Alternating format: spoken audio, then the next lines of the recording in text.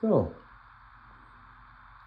welcome back to Walter's Workshop, where you get all the hilarity with none of the vulgarity. Ha ha ha. So I'm repairing this jewelry cabinet. Really a nice cabinet, right? And these were gone and rotted out, so I made some new ones. I'm not even sure what kind of wood this is, but man, it smelled nice when I cut it.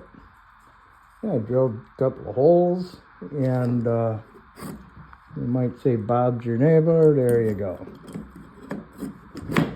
Well, did all that on a chop saw, even though it's kind of small, and a drill press. So, thank you for watching Walter's Workshop. Hey, can you say hi? Oh, you smell something over there.